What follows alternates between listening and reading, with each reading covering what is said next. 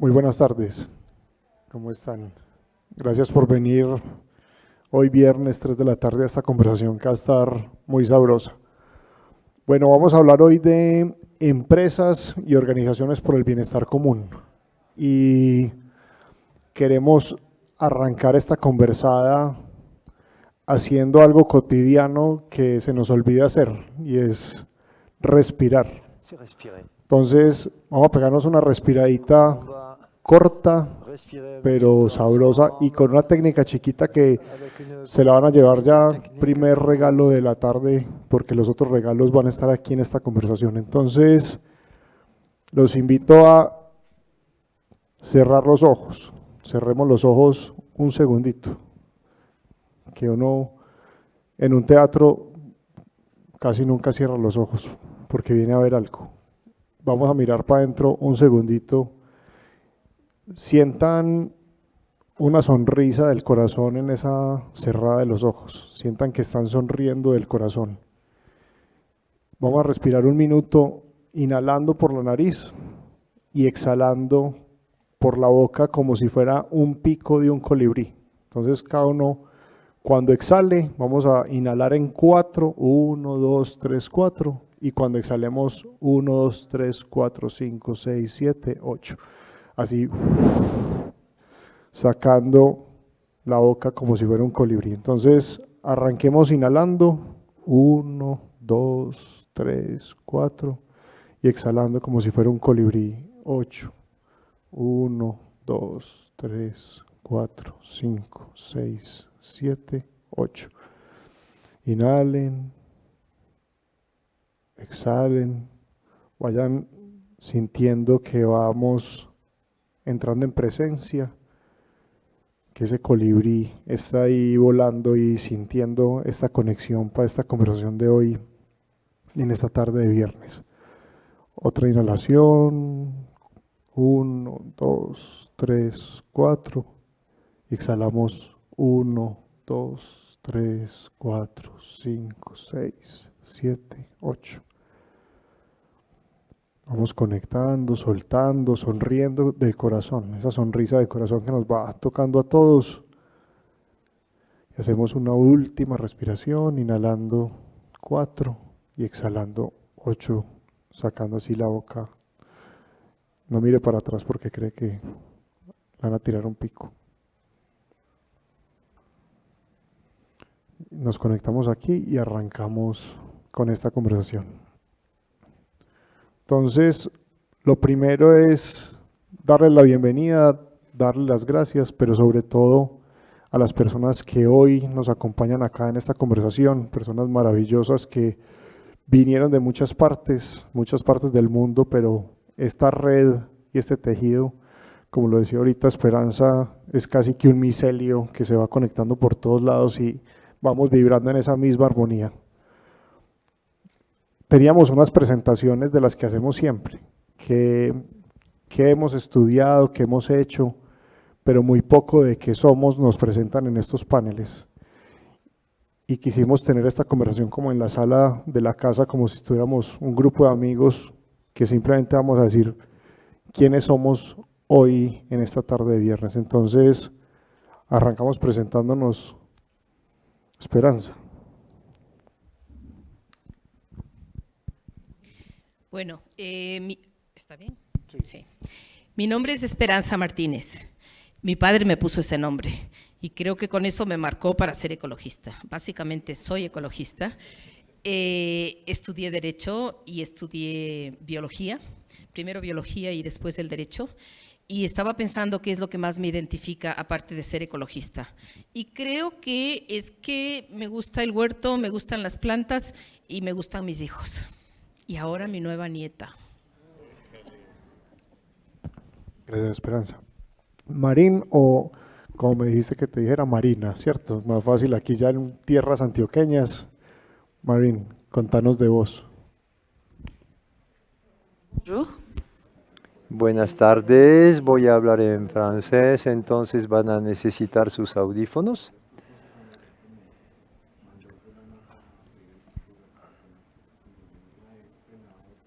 Sí, ya. Estoy encantada por estar acá. Vengo de París, soy abogada de formación, jurista especializada en los temas del derecho de la naturaleza, los derechos de la naturaleza, lo cual me define más de pronto es mi amor por los árboles y la voluntad de ser una buena guardiana de la naturaleza. Bien, gracias. Ronald. Bueno, hola, muchas gracias por la invitación. Gracias a todos los que hacen posible esto. Bueno, yo soy Ronnie, yo me identifico con muchas cosas. Una con la que me identifico mucho, que está muy presente hoy, es con mi hermano gemelo. Ayer cumplimos 112 años. Es muy difícil pensar individualmente cuando uno tiene un gemelo, entonces como que me hace sentido presentarme así. Pero también me identifico mucho con el mundo natural y pienso mucho que somos una manifestación de la naturaleza teniendo una experiencia humana y al mismo tiempo somos campos sociales teniendo a ratos una experiencia individual. Y me lo he pasado los últimos, diría, 15 o 20 años intentando generar prácticas en las organizaciones, pero fundamentadas en teorías del mundo natural. Ese es algo que me apasiona. Ronald, gracias. Y Alejo, contanos de vos. Bueno, buenas tardes. Muchas gracias también por la invitación. Yo soy Alejandro Álvarez, soy profesor. Creo que tardíamente, después de entrar a ser profesor, me di cuenta de ese poder transformador de la educación. Entonces, también como ciudadano inquieto, creo que desde la educación es mucho lo que se puede transformar en esa relación que tenemos pues, entre seres humanos y con la naturaleza que también somos. Muchas gracias. Bueno, arranquemos con la pregunta que es este mismo título, que genera esa disonancia que nos gusta a veces para que lleguemos a acuerdos, o por lo menos a otras preguntas, que es empresas y organizaciones por el bienestar común. Y ahorita conversábamos para salir acá y dijimos, ¿esto es un paradigma o una utopía? Y entre el paradigma y la utopía está un puente, y esa es la primera pregunta. ¿Vos cómo lo ves? Yo voy a arrancar aquí en este orden y nos vamos devolviendo. Ronald, ¿cómo ves esta utopía o este paradigma de estas empresas y organizaciones por el bienestar común? Sí, a mí me gusta pensar de que en realidad vivimos en múltiples paradigmas que operan simultáneamente, ¿no? Y entonces, y durante muchos años, yo creo que me pregunté si es que, reflexionando respecto de la regeneración, había posibilidades de que las organizaciones y las empresas fueran regenerativas, ¿no? Y yo creo que la respuesta no es absoluta. Yo creo que hoy día masivamente las organizaciones no son regenerativas en su efecto en los sistemas anidados donde las organizaciones operan. Sin embargo, tienen la esperanza de ser regenerativas. Me encanta tener a la esperanza al lado mío.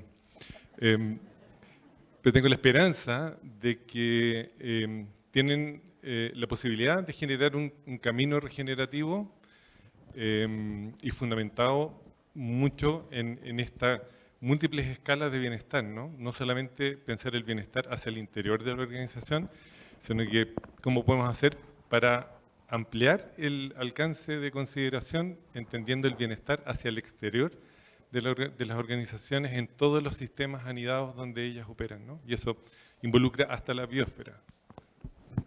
Gracias. Esperanza.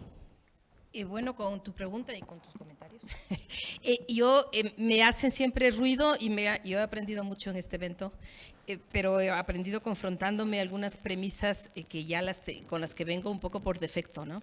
Y una de esas premisas es que son las empresas. Yo siempre que pienso en empresas, pienso en las empresas grandes, pienso en esas macroempresas que utilizan como lo que conversábamos, una especie de un razonamiento lógico, tecnológico del beneficio y del beneficio privado, del beneficio particular, Y entonces ahí como que se me mueve un poco el piso. He escuchado a muchos de ustedes hablar de sus emprendimientos y realmente me parecen conmovedores. También pienso mucho que es del bienestar y siempre tenía también como, a pesar de que he trabajado mucho en el tema del buen vivir, en esta idea, en las charlas que doy cuando voy a las comunidades, yo siempre explico que el buen vivir no significa vivir mejor, porque uno no sabe qué es lo que es vivir mejor, que el buen vivir es una cosa mucho más compleja. Seguramente es una vida sencilla, seguramente es una vida en comunidad, es una vida con reciprocidad, no esta idea de que lo mejor siempre te apunta a un modelo o a un paradigma de las carencias que no tenemos y deseamos.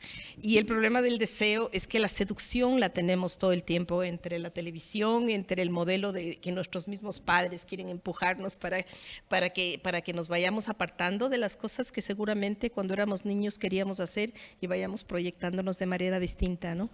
Pero cuando trato de juntar la idea de organizaciones y empresas para el bienestar, me acuerdo mucho una frase de mi padre, esta frase del que me puso el nombre, ¿eh? Él decía, el hombre entero, claro que ahora debería haber dicho el ser humano entero para no caer pero mi padre ya murió hace mucho tiempo. Él decía, el ser humano entero, íntegro, piensa con cariño, ama con inteligencia y hace las cosas con amor y con cordura. Y creo que lo que estamos buscando es cómo estos sectores, estas organizaciones, digamos que les podemos poner cualquier nombre, actúen en función de alguna manera de estos paradigmas. Para mí el paradigma no es necesariamente el bienestar, sino es el aprender a pensar con cariño, amar con inteligencia y hacer las cosas con amor.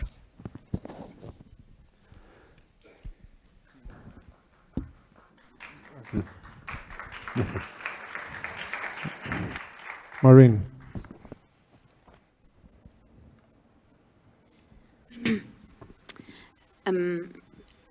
Pour moi, face à cet enjeu énorme de repenser nos organisations et leur inclusion dans l'idée d'un bien-être commun, cette révolution, en fait, pour moi, elle est copernicienne. J'aime bien comparer ce que nous devons vivre. Est-ce que ça marche?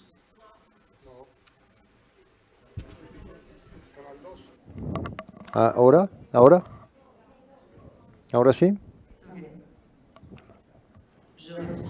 Retomo entonces. Yo estaba diciendo. Sí, ya. Sí. Ahora sí. Sí. Sí, bueno, está bien. Sí, ahora sí, ¿eh? Sí. Disculpen. Perfecto. Yo decía, el cambio que debe operarse en las organizaciones, en las empresas, para el bien común, es una revolución coperniciana. Lo quisiera ver como una segunda revolución al estilo Copérnico. Sin mirar muy lejos, miramos la historia de la humanidad en la que Galileo se fijó con el lente y se dio cuenta de que no éramos el centro del universo, que a pesar de los dogmas, a pesar de las creencias, tuvo que pelear, luchar para hacer escuchar la ciencia y hacer que la gente no tuviera miedo. Porque lo que daba más miedo a los humanos era haberse equivocado, no ser el centro del mundo y no ser el centro de la creación. Y Galileo militó mucho, luchó bastante para que la ciencia no asuste, para que el cambio de nuestra sociedad, ese cambio profundo, porque de repente toda la visión que teníamos del universo se trastornó. Ese cambio lo hemos vivido, lo hemos superado. Y me gusta pensar, hoy en día nuestra situación, este antropoceno, el antropocentrismo, que también se construye sobre un dogma, el dogma del crecimiento infinito, el dogma del capitalismo, del productivismo. Pues este dogma nos colocó a nosotros seres humanos supuestamente en la cima de la pirámide de lo vivo, la única especie cuyos intereses deben defenderse, únicos intereses financieros frente al derecho de todos, al interés general. Entonces, para mí, esta segunda revolución debe operarse justamente haciendo que nuestras empresas entiendan que no son el centro del mundo, que la actividad económica debe reintegrar el bienestar común. Y el paso esencial para eso consiste en volver a dar un lugar a lo vivo en todos los niveles de nuestra empresa, sea mediante los trabajadores, los sindicatos, que mañana deben ser la voz y los ojos de la naturaleza, también mediante los administradores, de directivos de empresas, que también deben ser guardianes de lo vivo. Y también con otras partes involucradas, los accionistas y todos los que gravitan alrededor, clientes, empresas. Para nosotros se trata de estar mañana, de ser mañana los rostros y los ojos de nuestros medios de vida que hemos dejado a un lado, que hemos olvidado, que son las víctimas no voluntarias de nuestro modelo económico, ¿no? Sin quererlo. Eso exige mucha valentía, mucha introspección, pero es muy necesario porque nuestra ceguera económica y política lleva al derrumbamiento de nuestra civilización, o llevará, si no estamos en capacidad de girar, de operar un giro, ¿no? Entonces necesitamos esperanza en esta batalla y los derechos de los derechos de la naturaleza. Hay una respuesta indispensable a esas grandes revoluciones del pensamiento. Es una gran revolución social. Ya, después de tantas cosas tan interesantes, ahí queda como complicado entrar, pero yo creo que, a ver, pues construyo un poquito sobre lo que acaban de decir. Yo también creo que al escuchar empresas y organizaciones tenemos inmediatamente pues una visión que no va muy en consonancia con la armonía ecológica. Cuando miramos, yo por lo menos crecí con el Capitán Planeta. Yo no sé quiénes se veían el Capitán Planeta cuando estaban chiquitos, chiquitas, pero el Capitán Planeta era este combo donde estaban luchando contra las corporaciones. O sea, era realmente, salían tierra, agua, aire, fuego, corazón, y salían a luchar contra las grandes corporaciones que estaban destruyendo el planeta. Entonces creo que hay una comprensión de las empresas también dentro de un marco que busca ese crecimiento infinito, que no es para nada regenerativo, pues bien complicado, bien complejo. Y yo creo que hay que partir de reconocer que hay muchas experiencias en las que tenemos esa tendencia destructiva de lo ecológico y también de lo social, la propiedad privada poniéndose, digamos, muy por encima de una propiedad social, que también tiene que ver con ese bienestar común, pero por el otro lado también pues el montón de iniciativas que también se llaman empresas, que también se llaman organizaciones, que están haciendo un buen tránsito. Yo creo que eso es posible, hablando también como de esa utopía, es posible, pues es además inevitable, tiene que ser posible, no hay otro camino. Y a mí me parece también bien interesante como desnudar un poquito a las empresas y las organizaciones dentro de esta visión actual, para pensar que una empresa también es como en términos quijotescos, pues este gran reto que nos ponemos, y organizaciones también es un combo, un convite, es cuando nos juntamos para buscar esa transformación.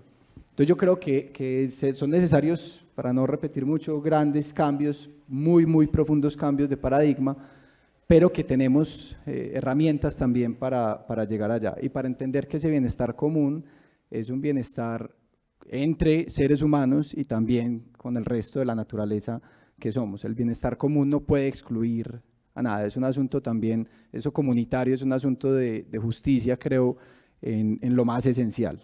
Entonces, creo que puede pasar, es una gran empresa y necesita una gran organización cambiar el rumbo que llevamos. Gracias, Alejo.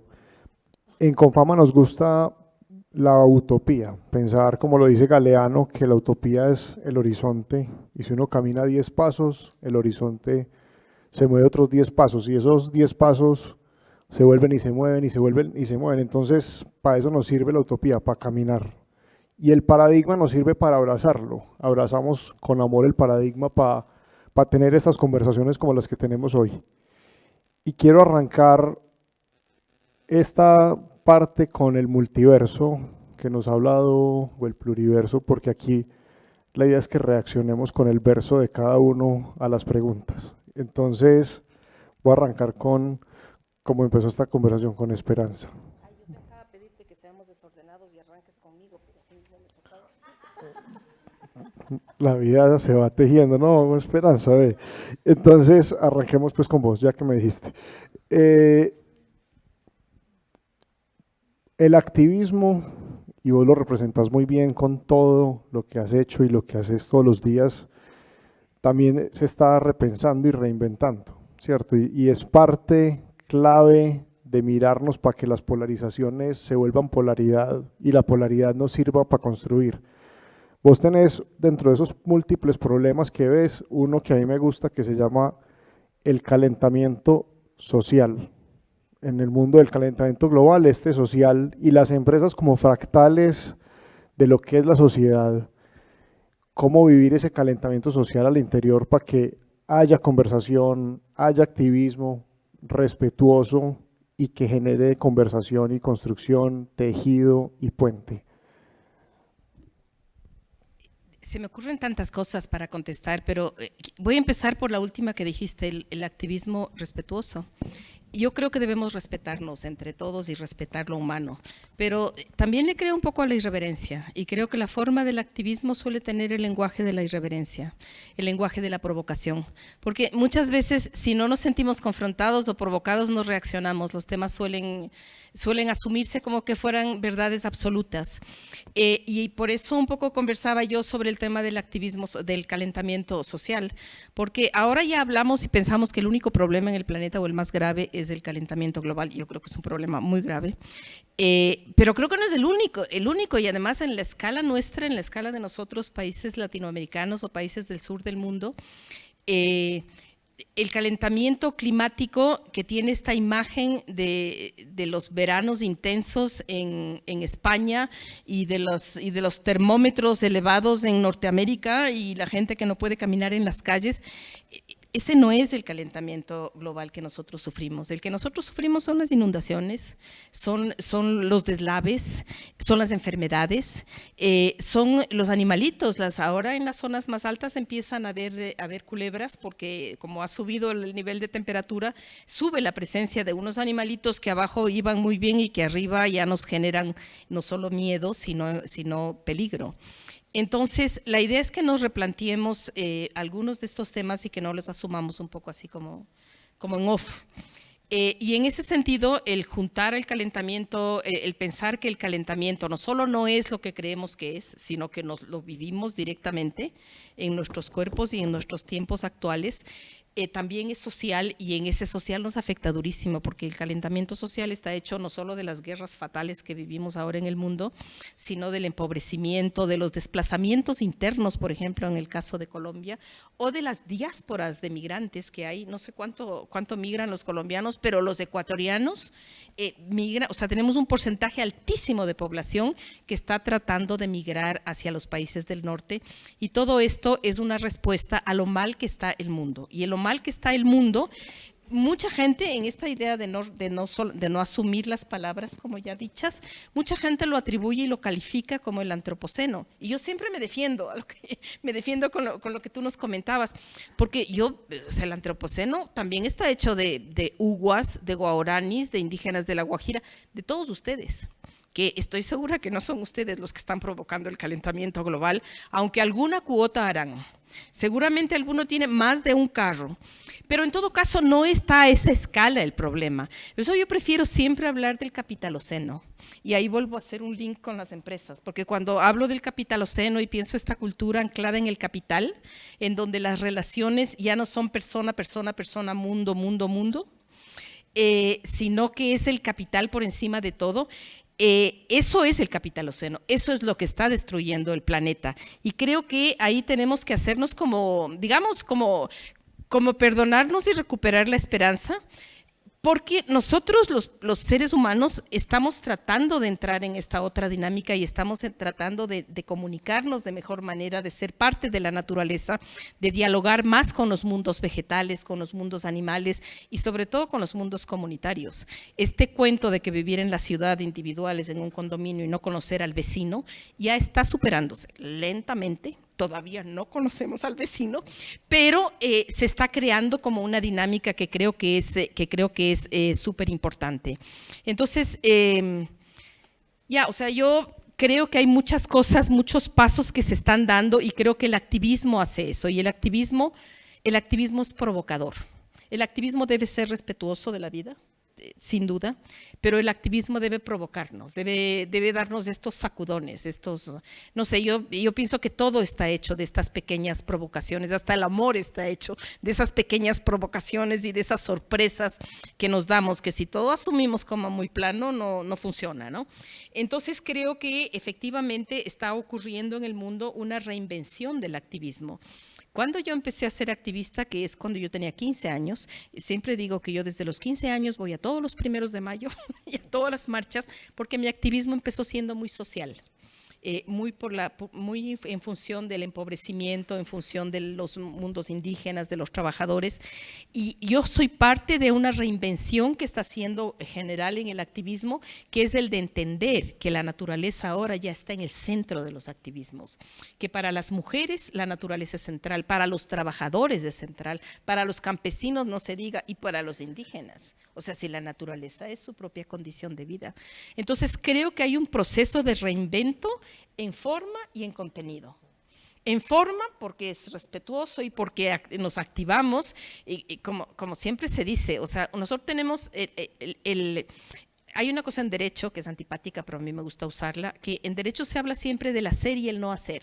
Hay derechos de hacer y de no hacer. Esta es la primera clase que te dan en derecho. Lo no hacer es lo que está prohibido. Es el Estado no mata, es un derecho de no hacer. Lo hacer es lo que tiene que hacerse. En materia de activismo y en materia de política, tanto el hacer como el no hacer es político. Si yo dejo de hacer, estoy, digamos, cuando no hago, no cumplo unas cosas que tengo que hacer. Y el hacer también es político, porque me tomo la partida y tomo decisiones. Entonces, creo que la reinvención de forma con el hacer y no hacer funciona, y de contenido con la naturaleza en el centro de los temas es también prioritario. ¿Ya ves que te dije que tenías que controlar el tiempo? Vamos bien. Ese es el activismo que queremos, Esperanza. Sigo con Marín. Con lo que nos está diciendo aquí Esperanza de la naturaleza en el centro, hemos visto muchas veces la naturaleza como objeto, no como sujeto. Leyendo lo que has escrito y parte de tu activismo también en este tema, ¿cómo ves vos esa naturaleza como derecho, con derecho, como sujeto de derechos, como algo que sí tiene derechos? Los ríos, los bosques, los animales. ¿Cómo estás viviendo vos esto y cómo nos haces ese notch para verlo un poquito más hacia allá? No una colección de objetos, sino un sujeto de derechos. Gracias. De hecho, cuando egresamos de una universidad de Derecho, solemos haber aprendido la historia del derecho, y en esa historia hay algo fascinante, lo que llamamos la suma división, la división entre las personas y las cosas. Se recorta en nuestro mundo jurídico, y ahí hay dos categorías: los seres humanos, los seres sujetos, y el resto de lo vivo, las cosas, los recursos, los servicios ecosistémicos, los que sacamos de la naturaleza para sacar beneficio de ellos, para tener ventajas con ellos. Esa visión binaria del mundo nos fracciona hoy en día, nos corta del resto de lo vivo, jurídicamente, pero también éticamente y políticamente. Entonces, el movimiento de los derechos de la naturaleza, que no es nuevo, tiene como objetivo reconocer la naturaleza como sujeto de derecho titular de derechos fundamentales y es esencial para restablecer el vínculo, sencillamente, con el mundo que nos rodea. En particular, es un libro, el de Christopher Stone, profesor de Derecho Público en Estados Unidos. En 1972 escribió el libro que se llama Los árboles sí deben los árboles poder defenderse. Hay una teoría de esta reflexión. En el libro, Christopher Stone vuelve la historia del desarrollo de lo que es una persona jurídica y lo que es tener derechos fundamentales. Y él nos recuerda, haciendo un paso hacia atrás en nuestra historia, que durante una gran parte de la historia de la humanidad, muchos hombres y mujeres no tenían derecho a ser humanos como los demás. La esclavitud era una negación del estatus de ser. Eso hizo que unos seres humanos han sido calificados como bestias, como objetos libremente comprables que podíamos comprar o vender en un mercado, explotar hasta la muerte. La abolición de la esclavitud se hizo pasando esa página de nuestra historia.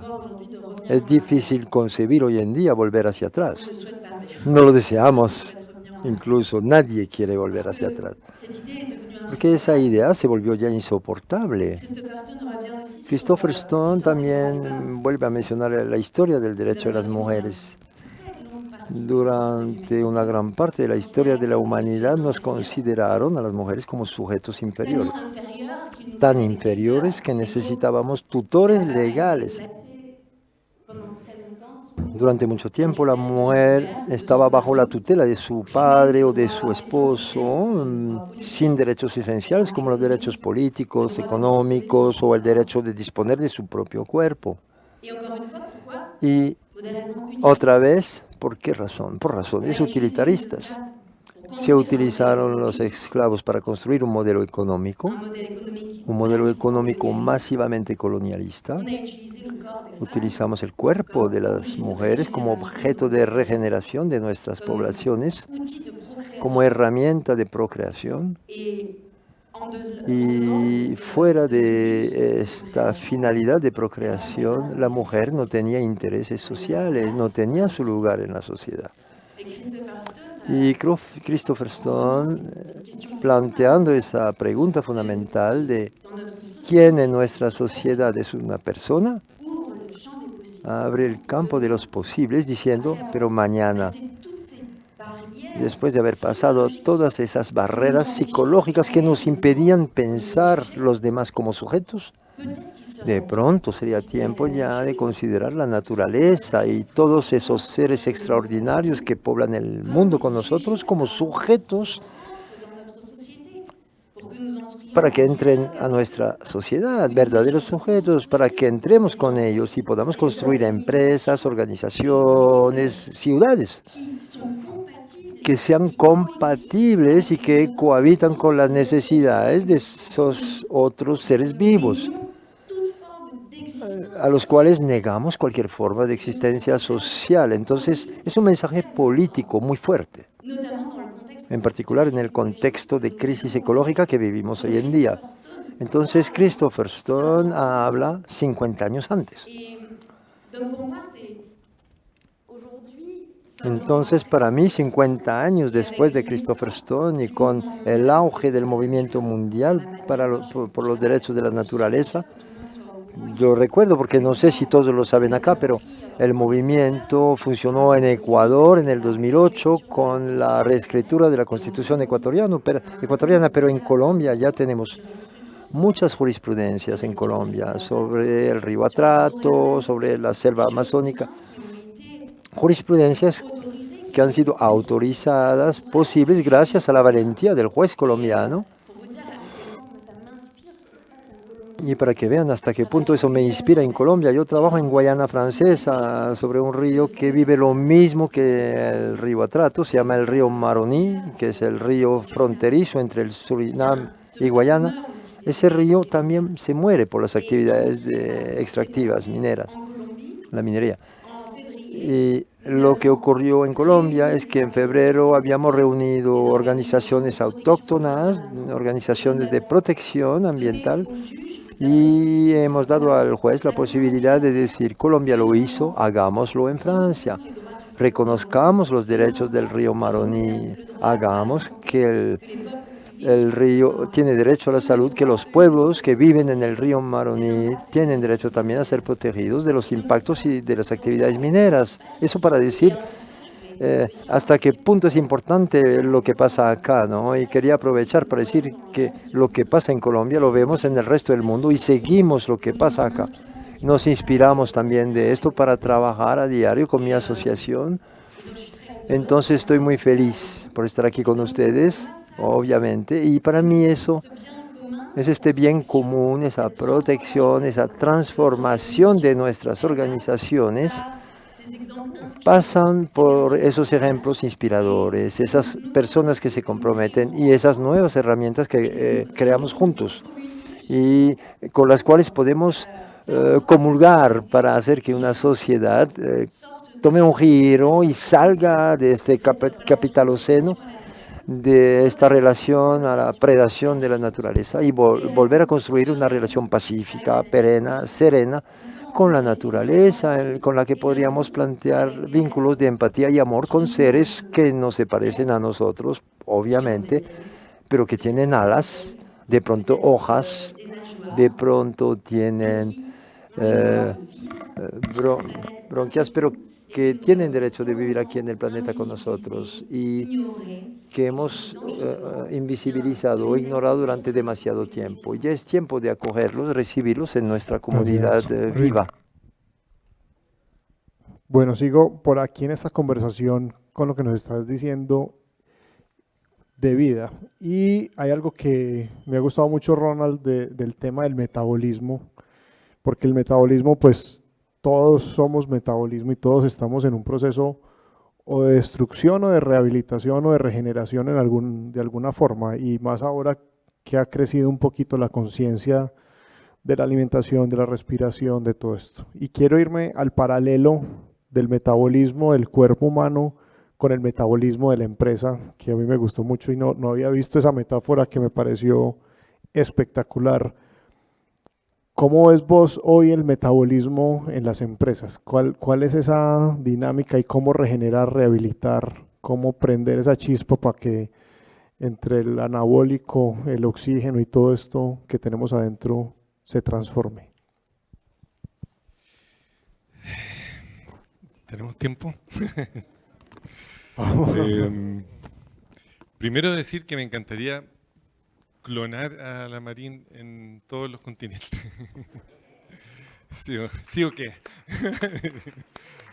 Sí.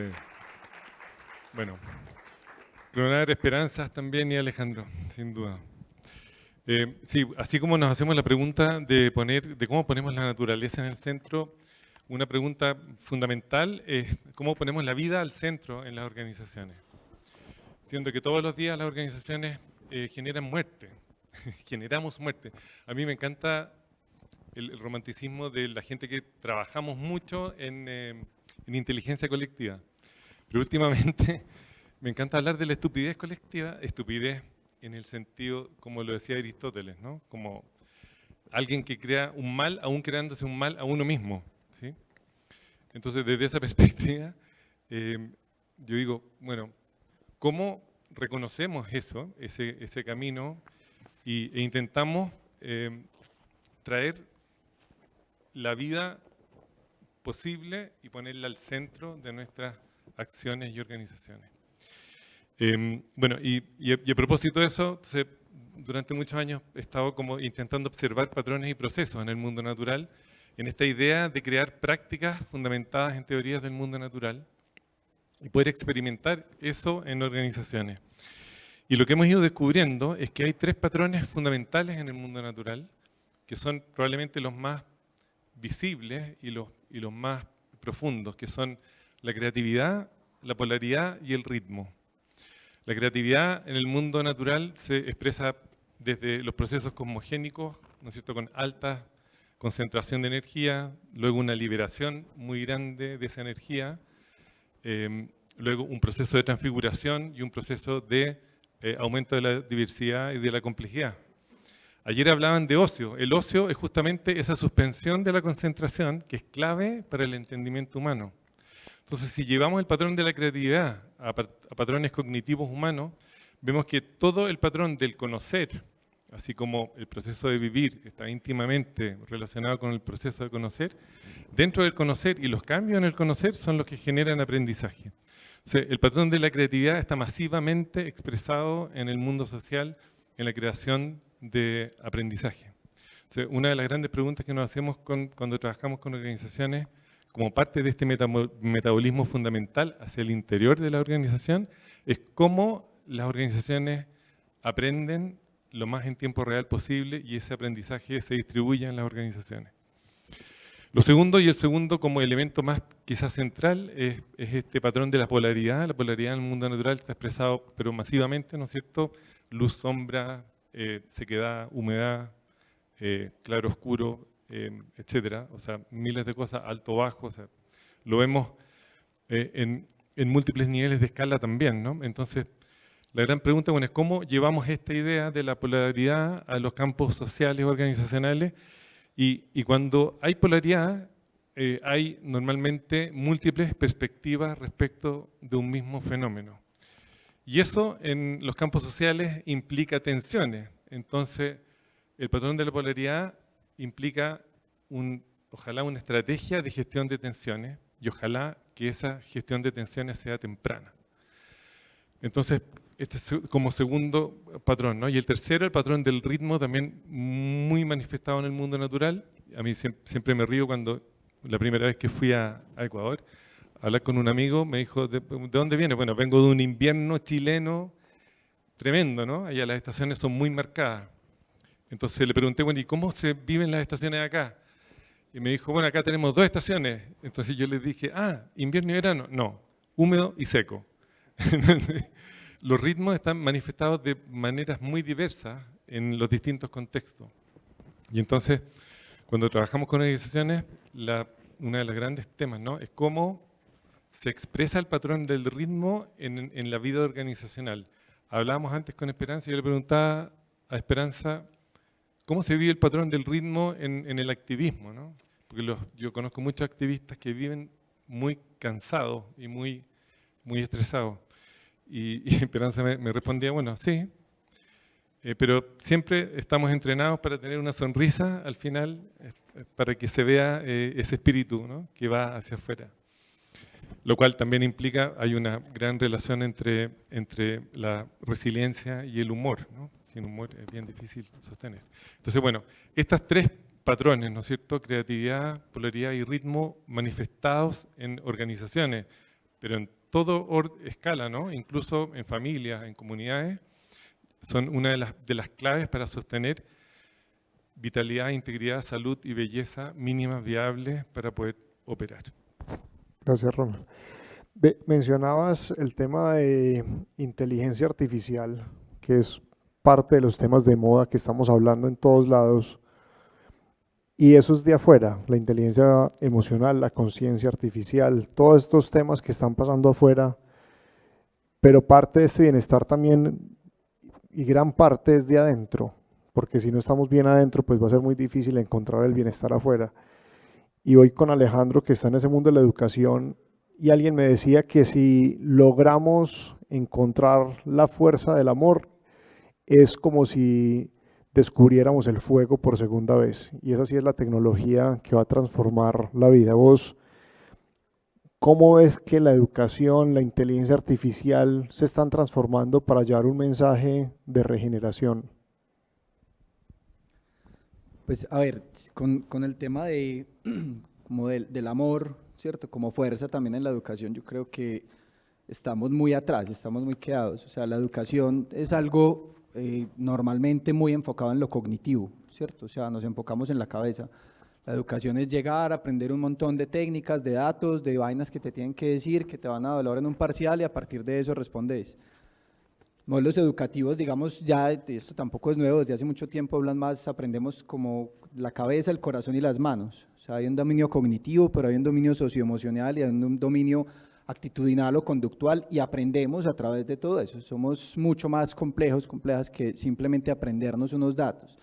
Entonces yo creo que, pues, concretamente, desde ese punto, Lucas, la educación falla grandemente, aunque hay avances muy interesantes, por supuesto, pero falla todavía mucho en educarnos desde las emociones, en educarnos también desde las actitudes, y estamos aprendiendo más conceptos.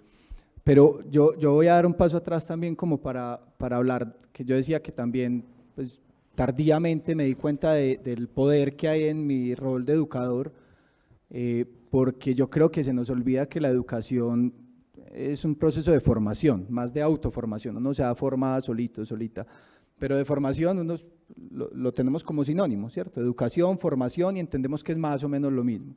Entonces yo me preguntaba también, ¿es formación de qué? ¿A qué le damos forma cuando estamos educando, cuando nos estamos educando? Y la respuesta, pues, es que se le da forma al ser humano, se le da forma a la sociedad. Y hay algo de la educación que creo que es muy grave, y es que, aunque sabemos que la educación está ahí para que nos encontremos en ese mundo social, para forjar una sociedad, se nos olvida que la educación debe estar también ahí para ubicarnos en el mundo ecológico. O sea, a nosotros la educación trata de educarnos o trata de hacernos ver que somos seres sociales, pero no trata de hacernos ver que somos seres ecológicos. O sea, cuando decimos que somos parte de la naturaleza, incluso, pues, sí, somos parte de la naturaleza, pero es porque somos naturaleza misma. Y la educación no hace eso, la educación no hace que ese bienestar común, muchas veces lo entendamos como bienestar para no solamente para toda la familia humana del planeta, que eso nos queda grande, sino para toda la familia de vida. Entonces, la educación debería formarnos como seres sociales, también como seres ecológicos. Debería formarnos para ser capaces, claro, cognitivamente identificar un montón de cosas, necesitamos pensar, necesitamos ver datos para calcular el metabolismo de una empresa o el metabolismo de una ciudad, necesitamos conocimientos, pero también necesitamos unas disposiciones emocionales frente a esto. Yo creo que hablando de las empresas y las organizaciones, pues, por el bienestar común, uno se da cuenta de que la educación se ha dedicado mucho a la acción profesionalizante, ¿cierto? Vamos al colegio, normalmente, pues, como para aprender unas habilidades de lectoescritura, de matemáticas, de lo que sea, que nos permite ya luego en la universidad llegar a que nos den unas herramientas técnicas para salir a conseguir trabajo, porque, pues, eso es lo que hay que hacer, ¿cierto? Y no para hacer, pues, mucho más, para hacer ciudadanía, para hacer una ciudadanía crítica, para hacer una ciudadanía activista también dentro de las mismas empresas, además. La formación sí tiene como fin primero el profesional y no primero la persona, el individuo, y después el buen ciudadano, la buena ciudadana, para ya luego decir somos buenos profesionales. Pues ¿qué nos va a sorprender que las empresas y las organizaciones vayan hacia donde van tantas veces, ¿cierto? Si no nos reconocemos frente a la otra persona, si la dignidad de la otra persona no nos importa tanto, y pues si no nos importa la dignidad de quien es de nuestra misma especie, ¿qué nos va a importar la dignidad o el derecho de esas otras especies que también están ahí, que también están con nosotros? Entonces yo creo que en la educación hay que hacer un gran esfuerzo para que esas iniciativas que ya ocurren se multipliquen. O sea, de verdad necesitamos más colegios, más universidades, donde la educación rompa el molde de solamente lo profesionalizante y nos haga ver frente a los desafíos sociales, los desafíos ecológicos que tenemos. Y voy a decir dos cosas, porque también Esperanza, a mí cuando me ponen a hablar de algo también me quedo acá. Pero yo creo que hay un rol muy importante, o sea, los colegios, las universidades, las instituciones educativas, para hablar de educación más formal, tienen que salir mucho más de sus campus, de sus lugares físicos. O sea, la educación tendría que darse de la mano con las organizaciones sociales, tendría que darse de la mano también, ¿por qué no?, con las empresas y las organizaciones, pero tiene que salir, tiene que ser mucho más permeable, no pueden quedarse ahí. Particularmente, sí lo voy a decir, con las organizaciones sociales, o sea, las organizaciones sociales en colaboración puede ser también con el sector privado, sí, pero las organizaciones sociales, uno lo ve aquí repetidamente, están al frente de las crisis sociales más bravas, están al frente de las crisis ecológicas más contundentes, entonces tendría que estar con eso. Entonces creo que esos modelos pedagógicos tienen que hacer que salgamos y colaboremos mucho más, uno, y dos, creo que la formación docente es impresionante. O sea, yo veo, alguna vez hablando con un gran experto en temas de innovación y de emprendimiento, me decía que es que yo no entendía nada, me decía que realmente la innovación hoy no puede enfocarse en satisfacer necesidades, o sea, no puede ser que sea yéndose hacia allá, eso es obsoleto. La innovación hoy para él tenía que enfocarse en crear necesidades. Y eso es lo que estás diciendo, Esperanza, creo, de ese Capital Océano. O sea, para él la lógica era una lógica absolutamente de mercado, donde el mercado es como si estuviera abstraído de un mundo natural del que no podemos escapar. Es que no tenemos cómo no ser naturaleza, es imposible no ser naturaleza. Pero para él el asunto era, no, es que creemos necesidades, la gente tiene que pensar que necesita algo más. Y esa es la forma en la que nosotros podemos ser una empresa exitosa. Entonces, imaginarán pues mi reacción, ya después les cuento cómo terminó la conversación. Esperanza, vamos a aprovechar aquí tu activismo para ver cómo te pones vos activa, porque la pregunta es la siguiente. El activismo, cuando uno lo ve, es un mundo que incomoda muchas veces, sobre todo ve uno pues las imágenes que le llegan de Greenpeace, que le echan manguera, bueno, o sea, todas las cosas que hay una incomodidad siempre y eso requiere mucha energía. La irreverencia, que no sé si puede ser respetuosa, yo creo que sí, puede haber una irreverencia respetuosa, amorosa, armónica, pero consume mucha energía y casi que es un mundo de malestar, no de bienestar. Y ahorita te lo decía Ronald, cuando llegas por la tarde donde la nieta, después de un día de activismo profundo, ¿qué te regenera? Siempre pienso que me van a pasar el micrófono. A ver, empiezo por la última parte, que es la que más me gusta. A mí me parece que el contacto con lo vivo, pero con lo vivo es como la inocencia de lo vivo. Da mucha energía porque uno está con menos defensas, uno deja las defensas y deja las premisas y las verdades que parecen obligatorios. Yo cuando estoy con mi nieta no pienso en el colegio ni en la universidad y por eso quería problematizar que no sé si necesitamos más colegios, más iglesias, más universidades. Seguramente sí, porque necesitamos responder a temas, pero sí creo que es una manera de patear la pelota y no saber qué es lo que realmente necesitamos como seres humanos, ¿no? Yo creo que está mucho en esto que ahora se habla mucho en la academia. Ahora en la academia uno ya no habla del pensamiento, porque ya se sabe que eso está mal. Ahora habla de los sentipensares. Y me imagino que a los sentipensares hay que agregarle los haceres. Yo creo que pensar, hacer y sentir son como tercios del ser.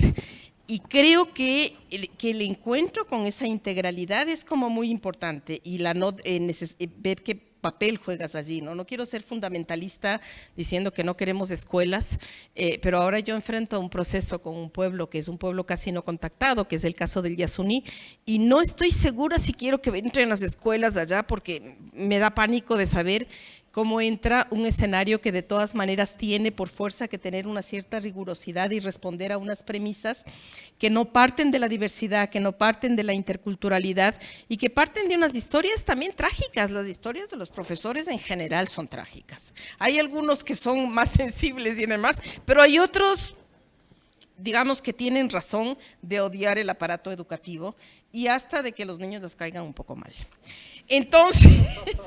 Entonces creo que el tema es como repensarlo todo permanentemente, y sí creo que el amor es el secreto. O sea, esta palabra amor que a veces suena, yo ahora la digo más, antes me da un poco de vergüenza, porque era un poco cursi.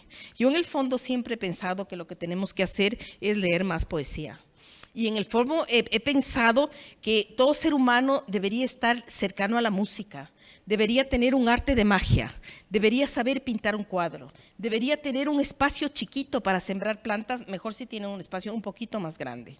No tan grande para que no pueda manejarlo, y para que no sea despojo de aquellas personas que sí viven del campo, pero sí ver un poco la vida, ¿no? Entonces sí creo que el amor es lo que deberíamos ver, cómo llegamos al amor y cómo exprimimos y expresamos ese amor para poder pensar, sentir y hacer. Y creo que lo que más energía te da, hace mucho tiempo se puso muy de moda y ahora voy a hacer una digresión casi vergonzosa, pero hace mucho tiempo se puso muy de moda un libro que se llamaba La Novena Revelación.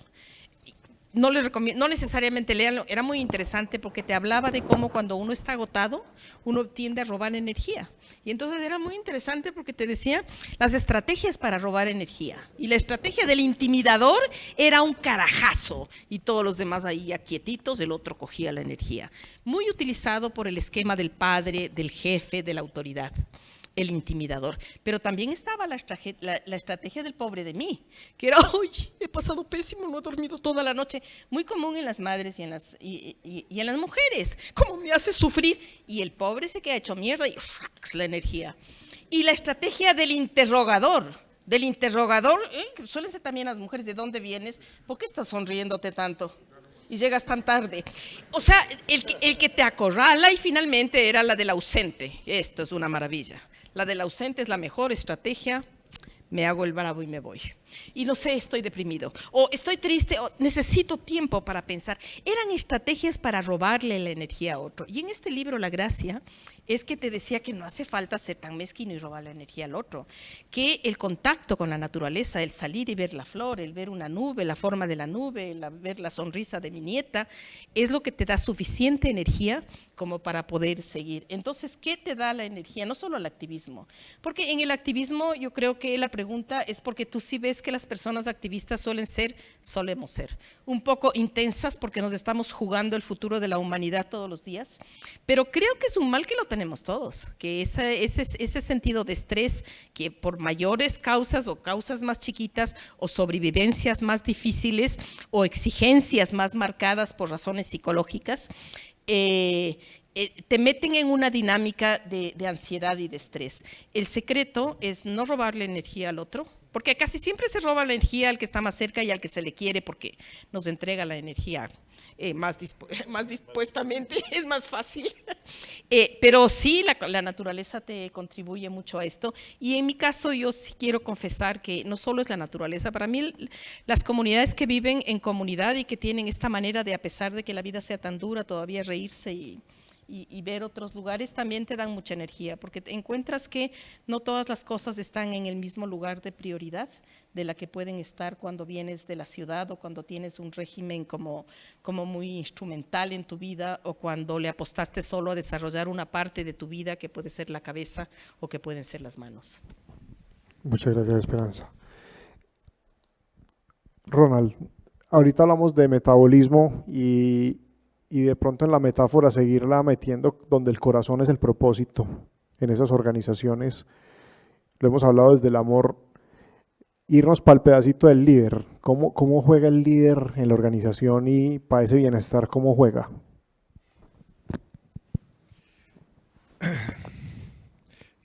El líder, Chan, tremendo tema.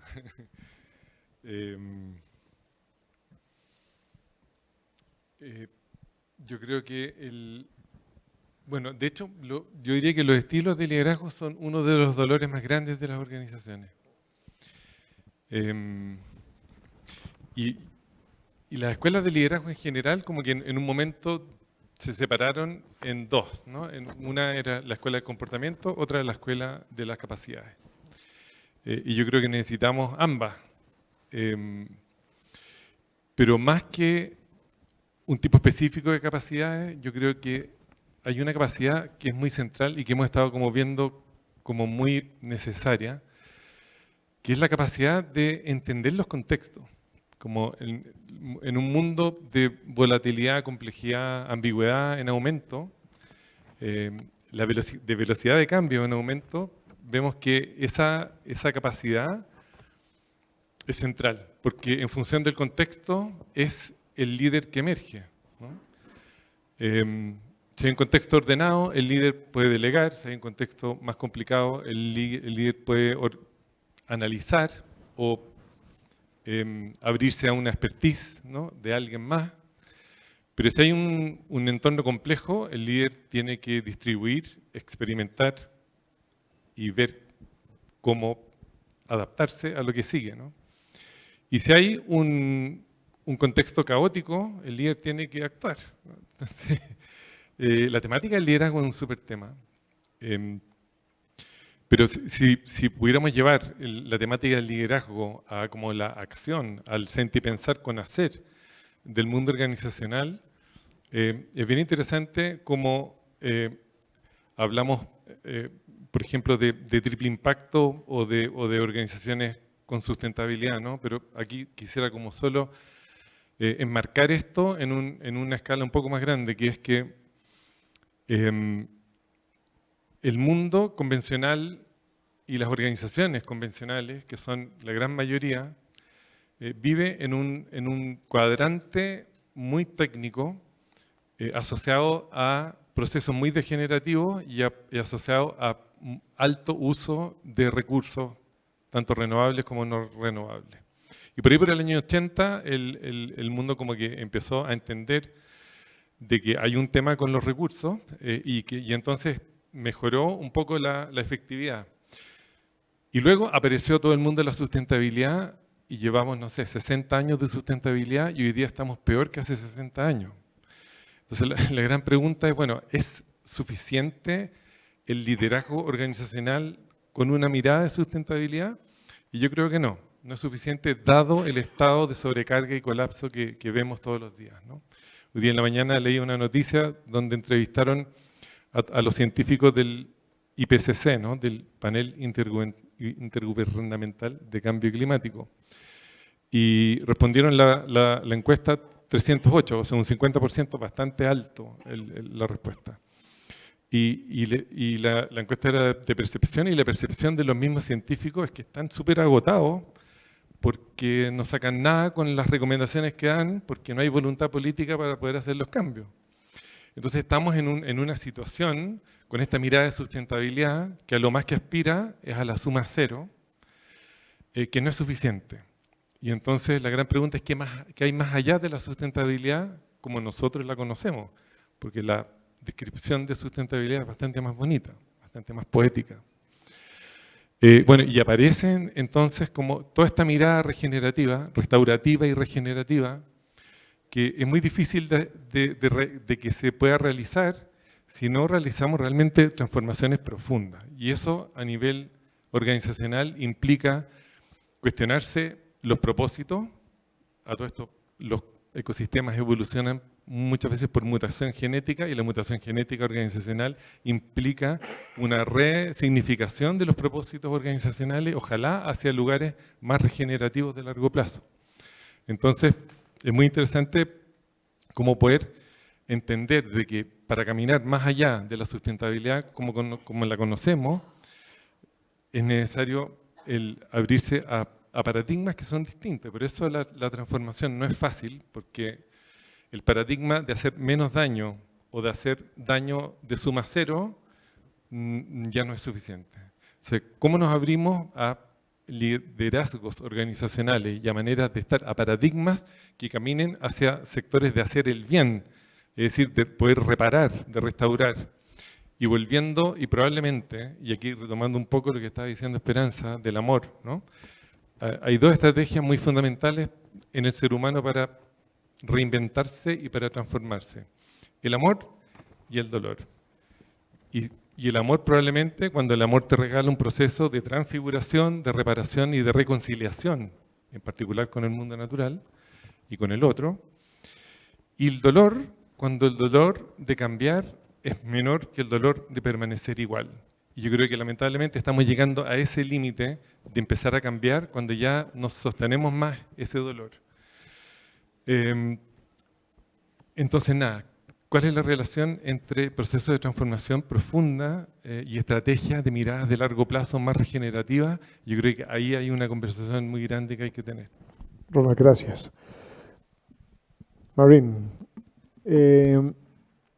desde Wild Legal, que es tu organización, en el mundo de la justicia, ¿Cómo vamos a equilibrar este planeta un poquito? ¿Cómo vivimos entre ese yin y yang, entre lo femenino y lo masculino? ¿Cómo habitar esas fuerzas para que este mundo sea un poquito más justo y este camino más armonioso?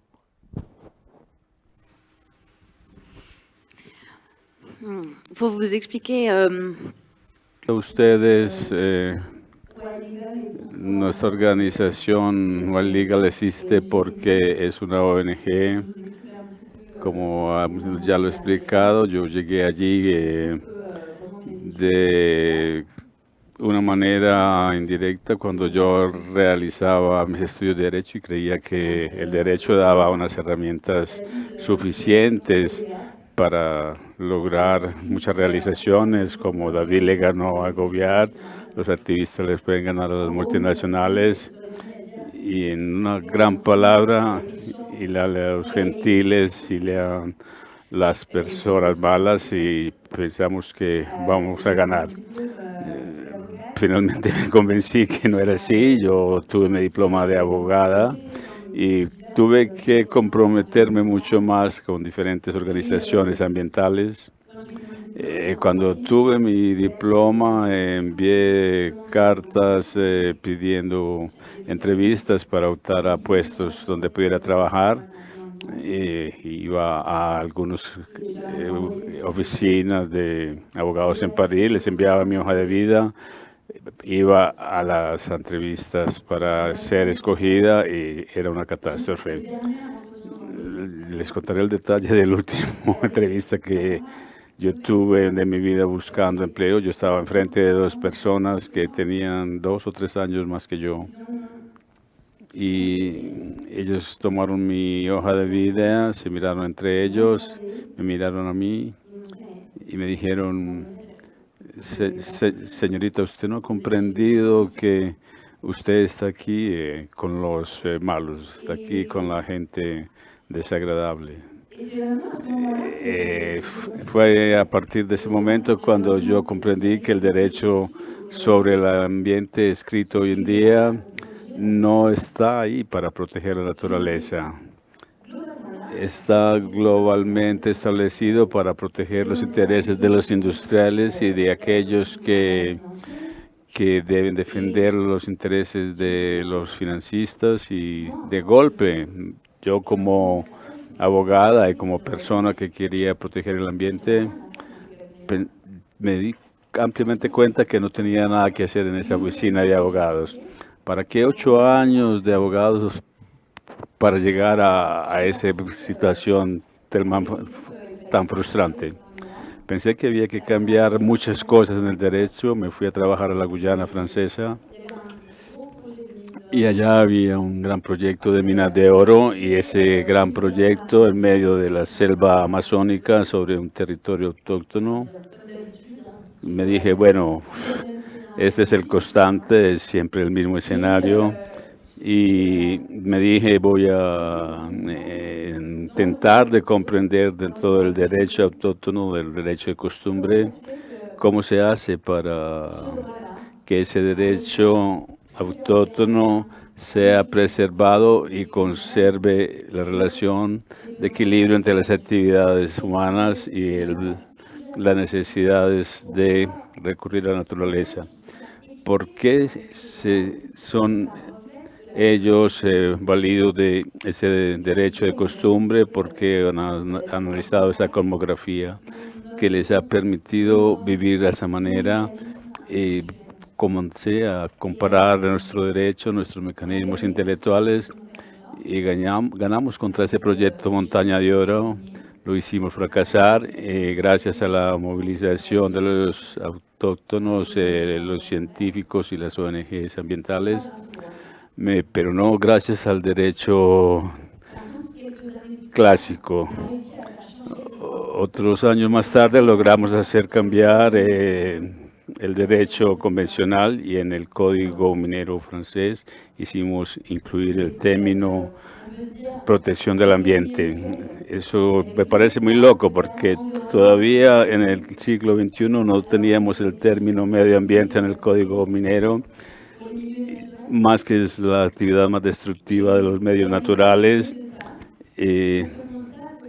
La empresa que yo lidero viene de ahí para crear esos cambios en el derecho y establecer las bases de nuestro modelo jurídico para que cambie. Cuando regresé de Guyana, tuve que combatir demasiado contra muchos proyectos mineros, explotaciones de madera, extracción de petróleo. Me fui a una escuela a enseñar el derecho sobre la naturaleza y creía que enseñarles y hacer de procesos de simulación podíamos enseñarle a los estudiantes en derecho a valerse de este derecho a la natura como la reconstitución de los procesos y crear una incubadora jurídica, una elaboración de proposiciones y textos con experiencia sobre el terreno y la protección de las reservas naturales con los concejales, con las ONG, con las empresas, con el sector público, convencerlos de que eso funcionaba, de que eso era muy beneficiario por el interés general, por el bien común y para reconciliarnos con nuestros medios de vida. Wild Legal comenzó a tornarse asociación positiva y nos conducía al mismo tiempo a crear inspiración para otras personas que iban a trabajar y a hacer la divulgación para acompañar el cambio. Porque frecuentemente nos dábamos cuenta de que para esos proyectos teníamos efectivamente que mantener esa línea como un recurso para evitar la destrucción, para evitar la polución, pero detrás de la barricada comenzábamos a conducir el mundo que viene. Porque en un momento dado las defensas de barricadas pueden destruirse ante la organización que existe, que es muy sólida, pero no queremos que haya ese caos, sino que haya un mundo nuevo y con un análisis de profundidad dentro de una nueva sociedad que va a poder contener los humanos y los no humanos.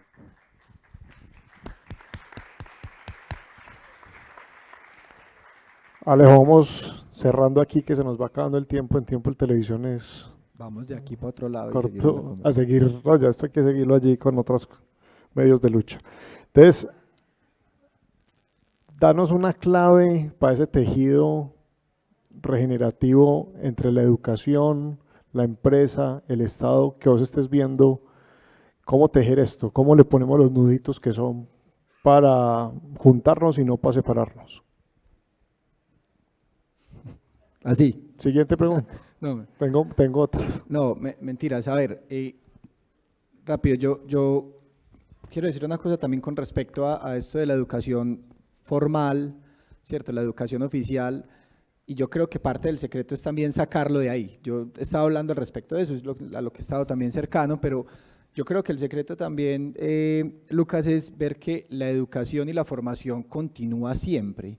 O sea, no puede dejar de existir y está en todos los otros contextos. A lo mejor en algunos es bueno que no llegue esa educación formal, estandarizada, de acuerdo, pero en las empresas yo creo que una clave es saber que en las empresas tiene que seguir educándose, tiene que seguir formándose en estos papeles. No solamente en cómo hacemos más eficiente el rol que ya tenemos, sino cómo también nos educamos y nos formamos en esto. Cómo somos también empresas o cómo nos educan dentro de las empresas para ser un poco activistas, para mirar de manera crítica también lo que tenemos ahí, por ejemplo, si es regeneración, si es sustentabilidad. Yo a veces después peleamos al respecto, pero yo creo que el secreto es mantener la conciencia de que la educación no para y que debe también ubicarnos en ese mundo ecológico. Súper. Vamos a hacer una rondita con una pregunta común en bienestar. Y si quieres arrancamos, Alejo, ahí para volver a pivotear. ¿Cuáles son tus claves de bienestar en la vida? Para mí el balance. O sea, yo creo que si no hay balance y no hay equilibrio, no hay bienestar. Y este balance que necesitamos en la forma de habitar el mundo ecológico y social es también de cómo podemos irnos por ese lado en donde no pongamos sobre la naturaleza más presión de la que puede soportar y sobre nuestros congéneres y nuestra especie también más presión de lo que puede ser. Bienestar para mí como balance. Maureen.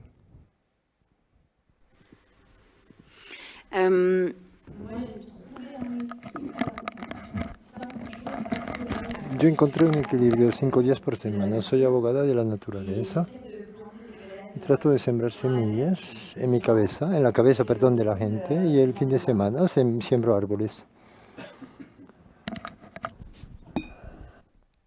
Otras píldoras de esperanza. No, a ver, para mí es la justicia, pero creo que hay que entender muy bien qué es la justicia y qué es la caridad, porque la justicia es tomar lo propio y restituir lo ajeno. La caridad es tomar lo ajeno y darlo como si fuera propio. Y creo que eso es muy importante cuando estamos hablando además de escenarios de empresas, porque creo que más allá de la buena voluntad que tenemos de tratar de meter algunos cambios y de hablar del amor dentro de las empresas, creo que el gran problema que tienen las empresas es el tema del cumplimiento de las obligaciones. Y el cumplimiento de las obligaciones son que hay que hacer cosas, digamos, hay que ser responsable hacia afuera y hacia adentro.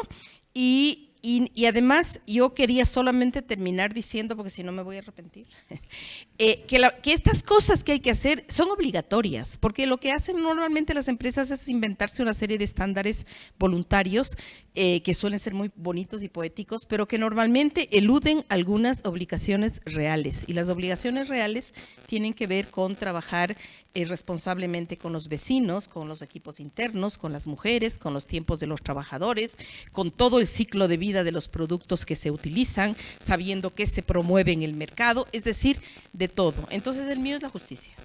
Maravilloso. Wow. No vamos a pelear, Alejandro. Pero el balance, sí, a mí, yo hace un tiempo atrás pude entrevistar a Humberto Maturana. Justo fue la última entrevista que dio antes de morirse, un biólogo chileno muy central. Tuve ese regalo, ¿no?, de poder hablar con él. De hecho, está disponible en Spotify, a propósito de la inteligencia artificial, gratuito. Cuando la Tierra habla se llama el programa. Y le pregunté cuál era su deseo. Y él me dijo, mi deseo es la armonía ecológica de Gaia. Y me quedé con esa frase en los últimos años, como masticándola harto. Yo me preguntaba, ¿no?, ¿cuál es mi propia armonía, ¿no? ¿Qué es lo que me genera a mí esa armonía? Porque él decía que no es lo mismo armonía que balance, pero no nos vamos a pelear. Después. Y a mí lo que me produce más armonía es encontrar esa armonía entre crecimiento y florecimiento en todos los niveles de escala y en mí mismo, ¿no? Hasta dónde crezco y cuándo paro de crecer y empiezo a florecer. Muchas gracias. Bueno, vamos a aprovechar para hacer 2 preguntas del público, que nos queda un momentico cortico. ¿Quién dijo yo? Pueden ser orales también las preguntas. Una mano ahí para... ¿Quién da más? Vanessa. Vos, dale, Rafa. Sintió el frío.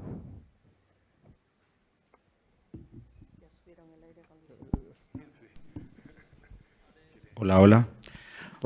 Buenas tardes. Muy interesante el panel, muy bacano. Muchas gracias por esa conversa tan necesaria en este tiempo. Una pregunta que me sale como de todo lo que hablaron es, la naturaleza siempre la hemos visto y hemos conversado durante toda esta semana como algo científico, pero a veces no la asociamos con el ser. ¿Cómo hacer realmente para llevar esas emociones a la naturaleza? ¿Cómo también no nosotros enseñar la naturaleza, sino aprender de ella? Y cómo conectarnos con esos sentimientos, con esas emociones que a veces son necesarias en el día a día. ¿Ustedes cómo lo hacen en su cotidianidad? No tanto desde lo académico, sino más bien desde lo cotidiano. ¿Puedo decir una cosita rápida? Yo creo que también a través de ese examen un poquito más académico, más científico, hay un montón de emociones, de asombro que también están ahí. Yo creo que la capacidad de asombro frente a la naturaleza, que repito somos, es una buena forma también de acercarnos a ella, que es muy poético, pero es que no son caminos dicotómicos, o sea, poder preguntarse por el funcionamiento de la fotosíntesis, ya uno es como, eso es increíble, o sea, que nosotros en este momento, y esto es científico, que mi voz sea energía solar transformada en energía química, después transformada en energía mecánica, eso es súper científico, pero es súper poético. Yo creo que ese balance hay que darle bastante fuerza. Yo quiero responderte académicamente. Mentira.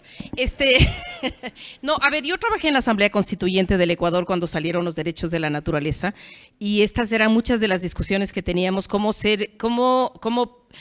hacer que esto primero funcione, luego que responda a lo que queremos hacer, que es proteger la naturaleza, y luego partir de una premisa, y aquí va lo académico porque voy a usar una palabra antipática, que lo que entendemos por naturaleza corresponda a lo que queremos expresar, y por eso nosotros usamos la ontología de naturaleza, que es el significado que queremos darle a la naturaleza de Pachamama. No es solamente un guiño a los mundos indígenas, porque Pachamama tiene un concepto espaciotemporal, se parece más a lo que dice Stephen Hopkins. Es como somos parte de la naturaleza. El gran problema que tenemos en el mundo occidental, la fractura que se provocó a partir del Renacimiento y con la Edad Moderna, es que nos colocamos por fuera de la naturaleza. La naturaleza se volvió un paisaje. Nosotros por fuera, por arriba, y miramos a la naturaleza. Creo que la pregunta es más fácil cuando te ubicas dentro, porque es cómo actuar con estos sentipensares y haceres, sabiendo que somos naturaleza. Y solo termino diciendo que la gente conoce mucho los derechos de la naturaleza y se sabe que el 71, el 72, 73, 74 son los de 71, 74 son los derechos de la naturaleza, pero hay uno que es mucho más importante y que creo que la mayoría no se lo va a saber, que es el artículo 10 de la Constitución, que lo que define, y es muy bonito cómo la gente lo expresa, lo que define es que la naturaleza, que tienen derecho, digamos en la Constitución, las personas, las comunidades y la naturaleza, son tres, pero lo que se define es que son tres y uno al mismo tiempo. Es decir, nosotros somos personas, somos comunidad y somos naturaleza. Entonces creo que cuando lo hablamos desde dentro, nos reconciliamos con esta necesidad de ver cómo, claro, sí, es como recuperamos ese sentido, esa ontología de naturaleza que no es ajena, que es propia porque vos eres mestizo, como la mayoría de gente. Y nosotros tenemos nuestra visión de naturaleza que no es la occidental, que a veces nos creemos más europeos de lo que somos. Y no somos muy europeos.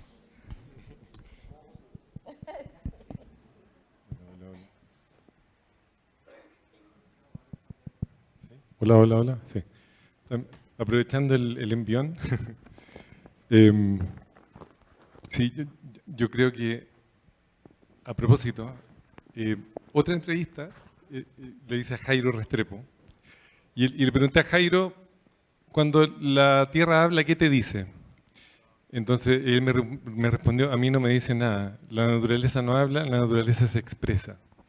Entonces yo la verdad que acostumbro a irme al menos un fin de semana, esta es mi fórmula, un fin de semana al año a un lugar de plena naturaleza, sin ningún objetivo, solamente a estar. Creo que en el estar, en el mundo natural, la experiencia es como, no sé, si los que tienen niños, mis niños cuando se ponen nerviosos, cuando empiezan a pelear, los llevo al cerro y bajan. No. Sí, bueno, tenía 4, ahora tengo 2. Ya llevan un año allá, en el cerro. Pero fue un accidente. No, siempre bajan con un nivel de armonía infinito. La naturaleza tiene esa cualidad, ¿no? Que genera una armonía sin límite. Y sin querer ponerse académico, cuando intentaron explicar cuál era el fenómeno de la evolución, el Instituto Santa Fe, nunca me voy a olvidar, describió el proceso de evolución como una más complejidad elegantemente ordenada. ¿Eso qué quiere decir? Que la ciencia, cuando no entiende algo, siempre encuentra la solución en la poesía.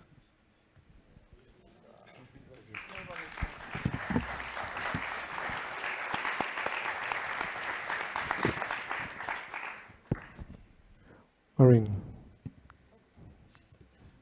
¿Quieres?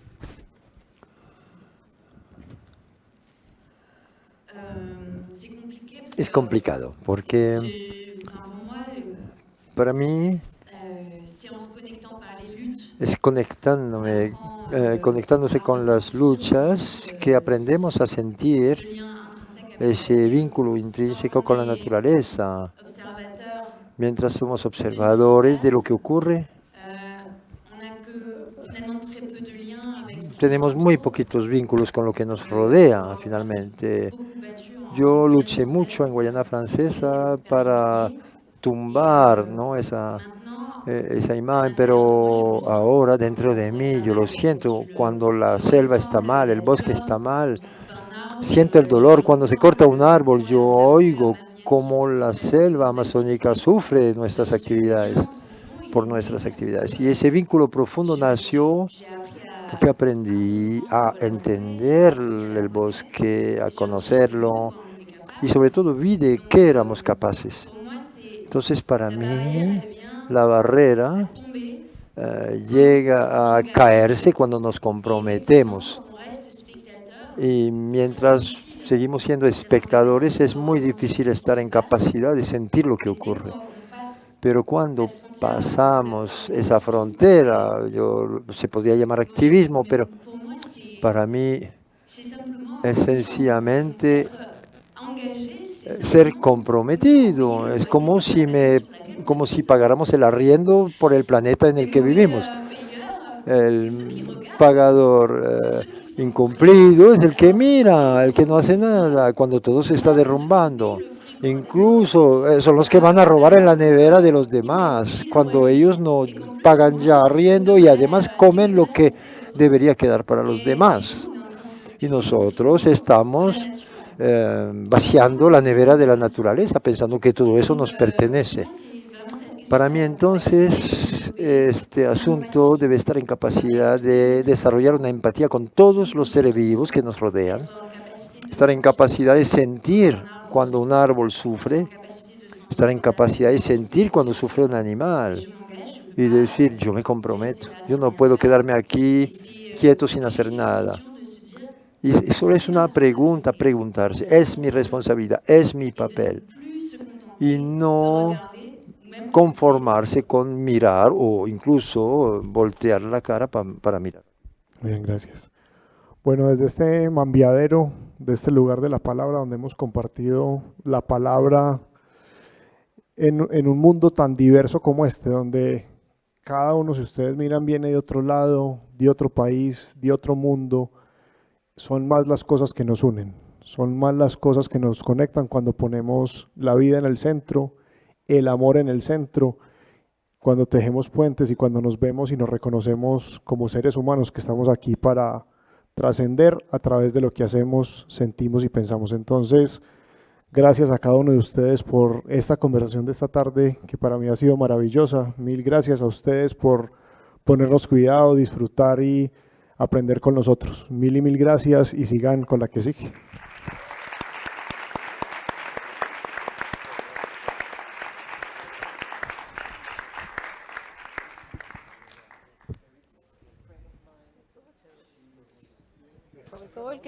Sobre todo el que dejó a los